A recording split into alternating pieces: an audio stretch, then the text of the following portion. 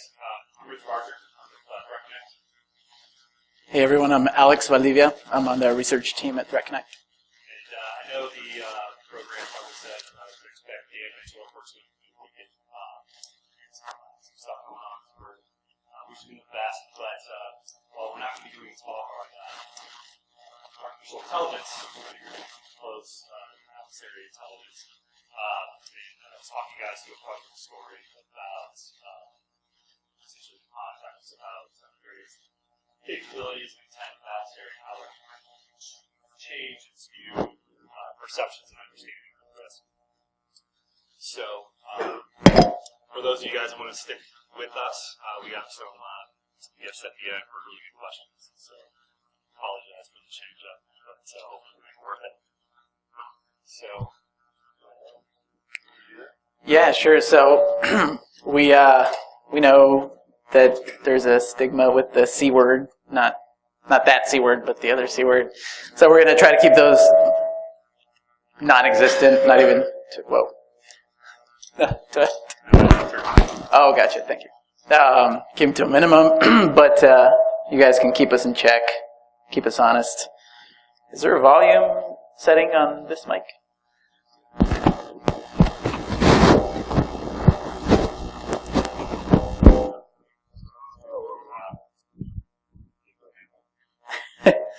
So, obviously there's a lot of controversy around adversary intelligence and attribution, right? It's a really hotly debated topic. Really just because, a lot of folks will argue, we shouldn't be doing it. It's too hard. We don't have the right authorities.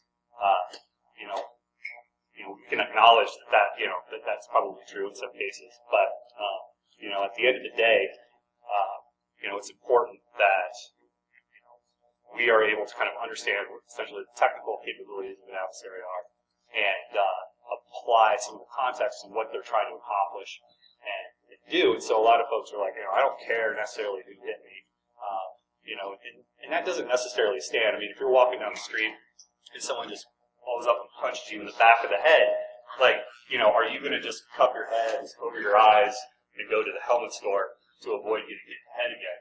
Or are you going to turn around and kind of size up and just knock your lights out? And so it's just really important in this day and age for folks to kind of think about where adversary intelligence fits into the intelligence life cycle and understanding how that applies to conventional threats. So and just because something is controversial, that argument doesn't scale, especially with some of the threats that we're seeing today. So, obviously, in our position on the subject is that more information is better. You can make better decisions. You can understand risks a little bit better versus kind of putting your head in the sand and an ostrich and just kind of ignoring various aspects of the threat. I'm only going to focus on the technical analysis of what the infrastructure does or what the capability does. I don't care anything about the specific individual or organization that's responsible for doing this to me and what they're trying to accomplish. And that just really doesn't apply to them. So, I don't know if you have any things here. So, kind of back to what we're saying, right? So there's when we look at different threats today, it's really important to understand really the move, because it's going to drive the risk, or understanding the risk, how it impacts. And then that perception is also going to drive the response to what sort of threat you're dealing with. Part of your reaction. So, and if, like I said, if that doesn't convince you, right, usually when we approach a decision maker within the business about an incident or some sort of event, you're going to already have some sort of detail about the what and the how. You saw unauthorized activity, these were the details, this is maybe how they got in, logs indicate this is the timeline. And usually you already develop some sort of basic picture about what the details of the said event are. And usually leaders, to some degree, are going to ask who. And so this really doesn't negate the problem. You can't sidestep the who question. What's their intent? Where are they after? Obviously leadership's going to want to know that, and that has to kind of reach across the strategic continuum of the tactical and the operational elements of, security ops all the way up to the C-suite. So the boss is always going to want to know who. So as you start to build that picture, mapping the technical to the geopolitical, social political is very important. So I don't know if you guys like read history, but Socrates definitely applied rigorous frameworks using threat intelligence analysis.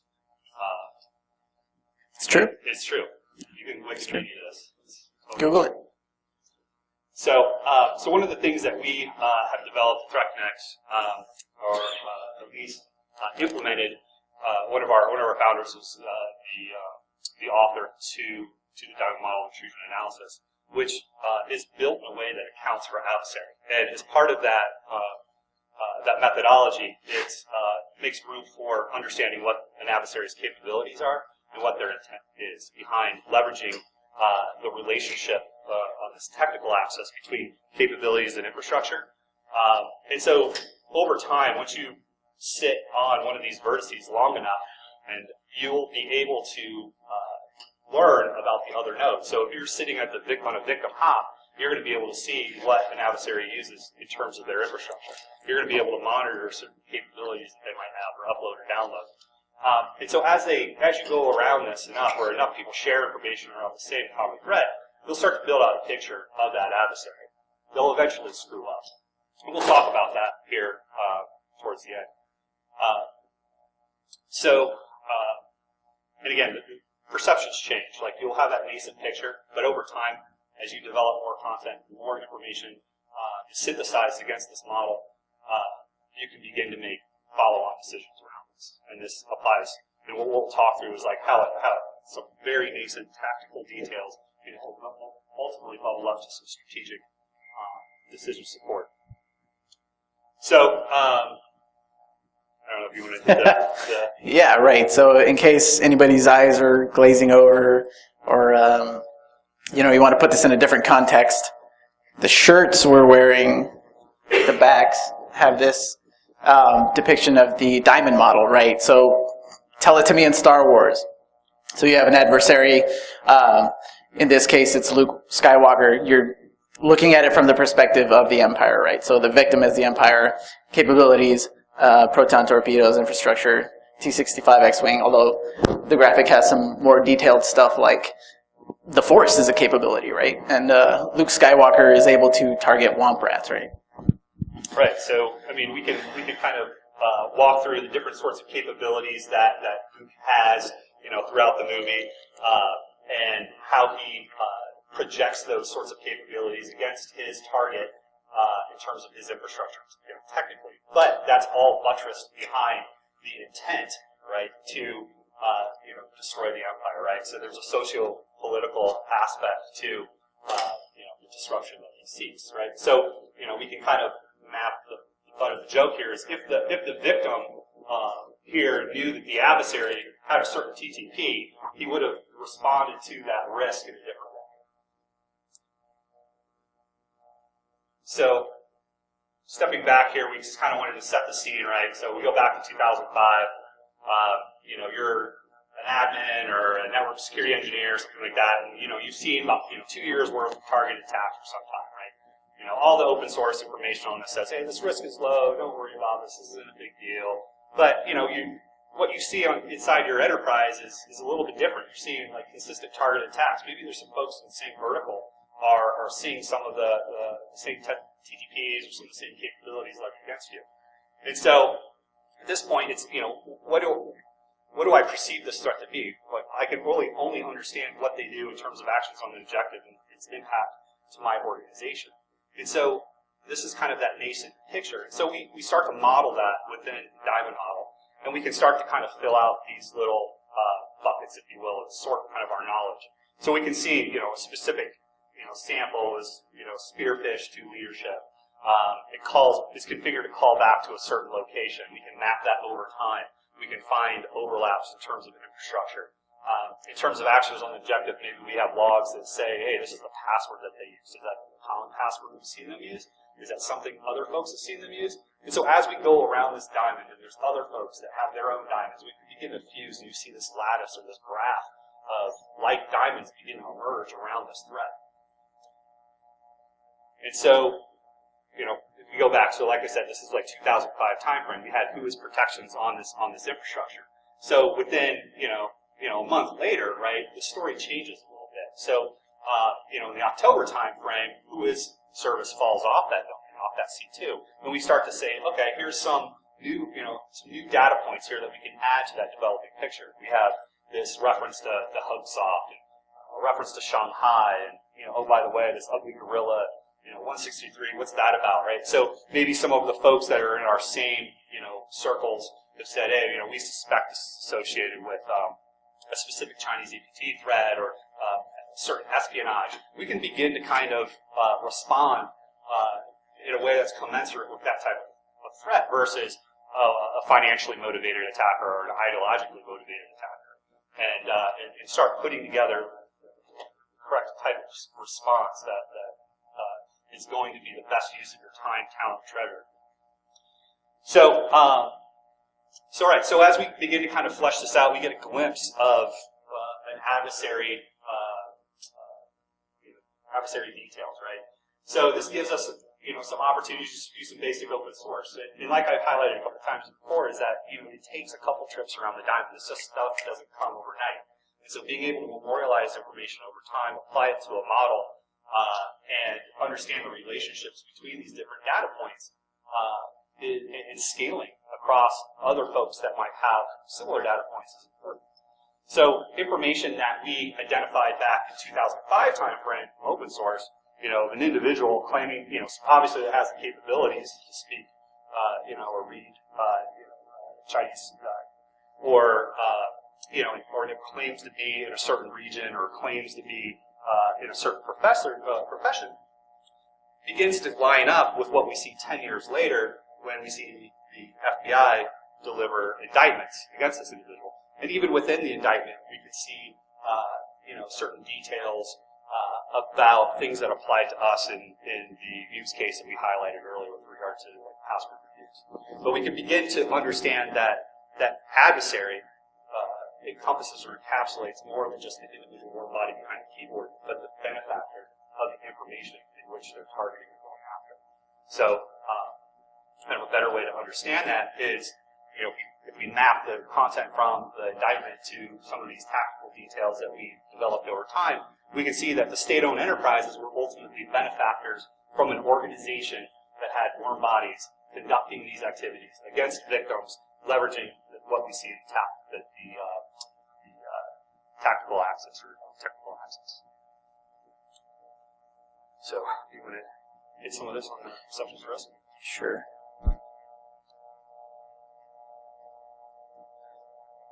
Actually, slide. I'll be your slide. Wow. All right, I'll be your slide monkey. I'm going to stay away. Yeah. Yeah. So, you know, in this case, we have, you know, kind of at the bottom, we have our ops and our intel, right? But both organizations are playing off one another and enabling, you know, security operations or the, you know, SOC. And the information's going to bubble up you know, to the C-suite, hopefully. But there's perceptions of risk, right? So the malware analyst is going to look at a sample of malware completely different than a CISO. It's going to have completely different meanings between the two types of entities just because of where they sit and what they perceive to be risk. So, you know, it's also important too as we go from like top down is that decisions that obviously, you know, the C-suite makes is going to impact how the rest of the folks in the food chain at the operational and tactical levels react to, you know, a merger and acquisition. You know, what are the sorts of operational changes that they're going to have to make?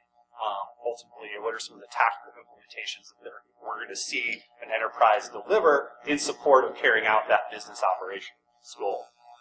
So kind of a way to kind of understand it with newer content would be kind of going back to the May time frame with the Robert example. Right. So this second use case, it's a great example of that idea of perception, right, and how it affects how your organization or how a security organization would react to a threat. In early May, Rombertick, the self-destructing or kamikaze malware was sensationalized by the media. We had headlines like, "This terrifying malware destroys your PC if detected," right? Suicide bomber. Deadly virus, suicide bomber. So this was a sample. Somebody analyzed it, and then the media took the information and disseminated like the most sort of worst case scenario. And this was a widespread message, right? And certainly it was received and reacted, people reacted to it in a way that affected their decisions. Yeah, so you just think about all of the folks that got, hair on fire, all the CISOs, all the bosses were like, "Hey, are we affected by this? Stop what you're doing. Let's focus on this thing." And was that the right decision? And, what could have been done to help shape those perceptions so that someone could have known that, hey, I'm not going to invest my time, my people, focusing on this because there's some bigger, badder things out there. So we're going to kind of walk through that. Right. So our research team happened to look at this blog post and the write-up, and it was a great write-up about the technical capabilities of this malware, right, or of this sample that was caught. Our friends at TALUS, and they were able to identify capability. They were able to identify infrastructure that was tied to it, right? So this malware was calling out to this domain, centozos.org.in. So yeah, and so the technical analysis was not flawed at all. It was spot on, but it was the interpretation of who the capability was aimed at. So we'll kind of explore that a little bit. Right, so it kind of left this gap of who the adversary is or what the intent might be. And we wanted to answer that question, right? We wanted to make some connections on that. So we took a closer look at that domain name, which was registered to the email address genhostk@disposable.com. If anyone is familiar with Disposable, it's a free email service that has no password. Right, so all you need to know about a Disposable account is the email address itself, and then you can go into the inbox, and there is all the mail. Right, step 3, profit. So one of the emails in this account happened to be addressed to not only the email address that the adversary was using for his C2 infrastructure, but also to what looked like a personal email address, callysky@yahoo.com. So that stuck out, right? Want to investigate that. Yeah, we also started, this is just kind of one example of many that were kind of these investigative leads that helped us kind of fill out this adversary profile. But we could even kind of double check through also some of the meta within some of this content with registered infrastructure that just also happened to be leveraged within Zeus samples. So it was consistent with other things that were keeping kind of with that criminal, crimeware, financially motivated threat. And there weren't inconsistencies to this within the data in aggregate. That's right. So the email address led to Cali Sky, right? Just Google Cali Sky, and we found a treasure trove of information. We had a Facebook account, we had a Twitter account, we had a LinkedIn account. But best of all, we had a YouTube account with a lot of videos and tutorials on some of these tools that Cali Sky was using. So let's just this is some of the share. Because, this individual is essentially responsible for this capability. It was just really poor in terms of their operational security. Like, they just really didn't care or really didn't think anybody was going to look. And so it wasn't, not to say this sort of thing comes to you overnight, but it's not as hard as a lot of folks make it out to be. And once you obtain this level of information, it really helps you understand what the level of risk is. And it gets pretty entertaining as we go through this. Move on to the next one. Nope. Let's play that. Alright. Well, there we go. Alright, let's... And I do a bunch of internet stuffs. I run the internet service. Let's try that one more time. No, it was on that. Sorry. Ladies and gentlemen, Oh, that's pretty soft. my name is Coyote, aka Kali Sky, the internet consultant, and I do a bunch of internet stuffs. All right, I run so an internet shop. it's very soft, but in case you couldn't hear it, he says, "Hello, ladies and gentlemen. My name is Coyote, aka Kali Sky, the internet consultant. I do a bunch of internet stuffs." So we were interested in really understanding what those internet stuffs were. Right. Yeah, and this is the guy we're dealing with, right? So what is some of the internet stuffs that Coyote is talking about? Logging into your personal Facebook account while recording a Zeus botnet tutorial and then posting it to YouTube. This was actually a video that we found on his account, on his YouTube account, and he's going through this tutorial on how to use criminal software, and he just switches tabs over to his Facebook account, and there's his picture, and there's his real name, and there's all his connections. Poor OPSEC, to say the least. Another internet stuff that Kali Sky is capable of is exposing his passwords in it, from his browser history during his tutorials. He just clicks on it; they all drop down. Anybody wanted to take over his infrastructure, they totally had the opportunity to do that. Right, and he reuses passwords. That's for sure. So, so basically we started to kind of develop a picture of not only the capability, have a specific cause and infrastructure, we started to get an understanding of a specific adversary that was potentially leveraging that infrastructure. And so we started to see an incongruency with who was essentially responsible for controlling this infrastructure and the capability that we saw needed. And so things just really didn't line up, right? It's like, and so as we started to look at the malware again and revisit, it was all about context. What Talos had put out was technically correct. It wasn't that the malware would blow up in the face of an analyst that was looking at it in person. It would blow up in the face of an operator who tried to rekey it to different control infrastructure. So that capability wasn't delivered to us as the end user, to the enterprise as the end user.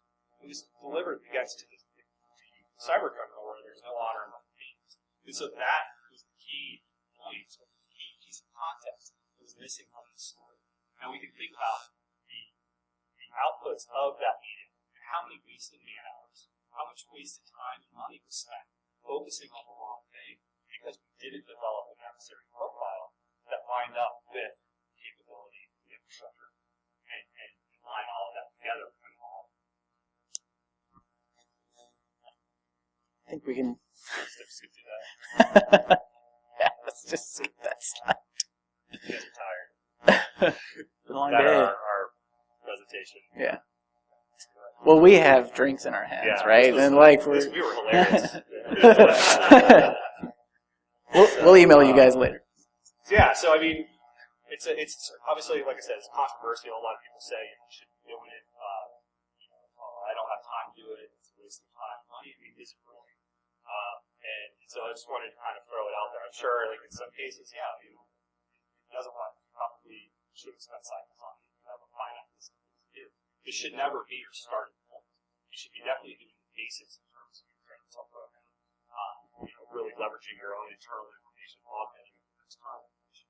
This is more of something that you need to be doing down the line in support of a bunch of wins that you've got in books in terms of your program. So definitely don't think that we're saying this is the first move in all cases.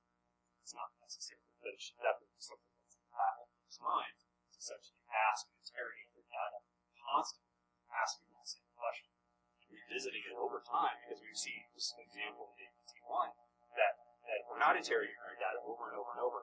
As things change, applying that new context to something, you might see something that moves forward. So, like I said, anyone's got good questions, we've got some goodies. Thanks for being flexible with me.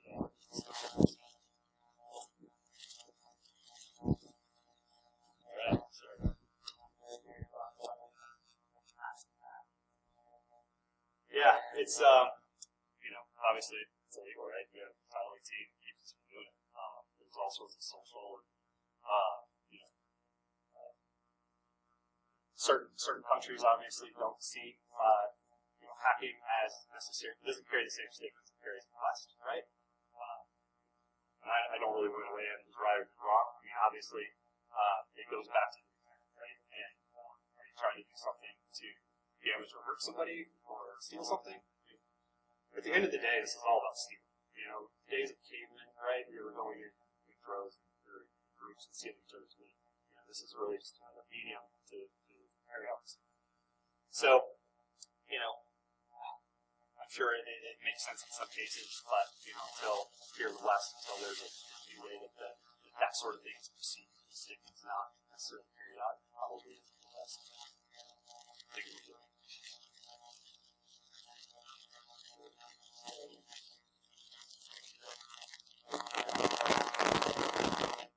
Absolutely. There was no need to log into anything. Everything was publicly available. He, was highly retarded, and that was what he certainly didn't see what he was doing as probably illegal. I mean, he's probably very hard up for cash where he's at. There's probably not the same opportunities that there are here. So you can get into all sorts of kind of social geopolitical reasons why that is. But at the end of the day, as a security practitioner, when you have entities like this doing these sorts of things, you need to be kind of ready and keyed and at least have some processes thought through to, again, deter your data. Look for these sorts of mistakes because they're there. It's just, are we taking the time to look?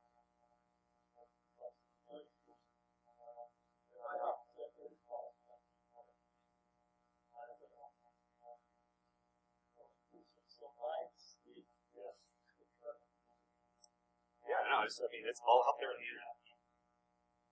This was probably the best thing we did for him. Like, put him on that. Yeah. Clips, Right, yeah. But yeah, I mean, it's, like I said, there's all sorts of opportunities to see our human weaknesses with the keyboard, and the internet has a long memory. And so, as a security practitioner, it's really good to kind of exploit, leverage that long memory for your game. Any other questions? Probably need to get the classes. Sure. Anyone else? This is a one-of-a-kind shirt. There are no other shirts. There are no other shirts like this. Here you go. Thanks for the question.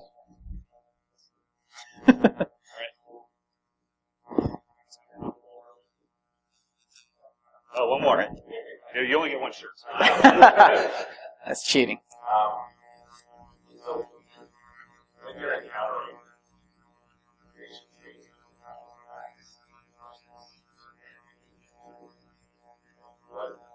how is that impacting this? In terms of performing it up, how is that impacting? I'd say it really depends on who you are. Like, I mean, is your leadership, does that sort of thing mean anything to them? If you're in the defense sector, you probably have a mature enough process and capability of leadership that has meaning when you go to them with that. But if you're,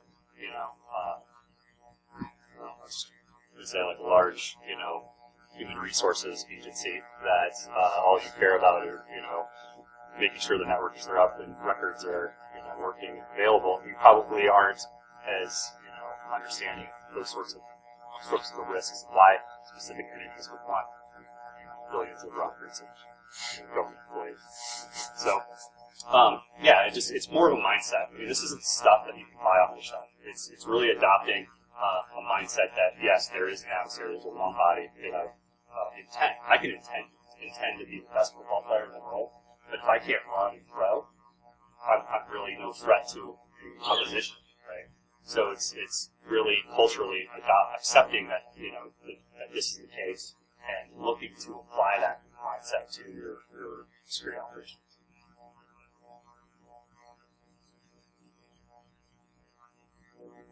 All right. Thanks a lot for coming out.